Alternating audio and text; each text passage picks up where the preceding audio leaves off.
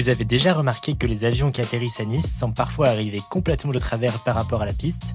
Et non, ce n'est pas le pilote qui s'est perdu. L'aéroport de Nice-Côte d'Azur est installé dans un environnement assez particulier, juste au bord de la Méditerranée, avec la ville d'un côté et le relief des Alpes-Maritimes tout autour. Et forcément, ça influence les procédures utilisées par les avions. Quand les pistes 22 sont utilisées, les avions peuvent suivre une procédure d'approche appelée RNP, basée sur une navigation très précise utilisant notamment le GNSS.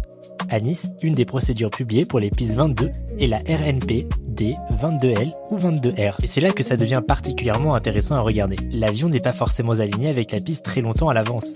Sa trajectoire le fait évoluer au-dessus de la Méditerranée avant de venir rejoindre l'approche finale vers l'aéroport. Résultat, depuis Nice, on peut avoir l'impression de voir les avions effectuer leur dernier virage vraiment très près de la côte. Mais tout ça est évidemment très encadré. Altitude, vitesse, trajectoire et conditions nécessaires sont définis dans les procédures aéronautiques. Ce n'est donc pas une improvisation du pilote pour avoir une jolie vue sur la Côte d'Azur. C'est pour cela que si tu regardes les avions au départ de l'aéroport de Nice, tu observeras plus souvent des remises de gaz, car les procédures pour l'approche sont un peu plus complexes que dans d'autres aéroports.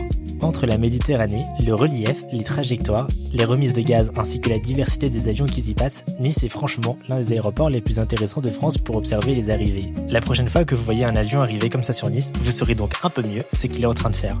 Et si vous voulez d'autres explications sur les coulisses de l'aviation, abonnez-vous à Travel Guy.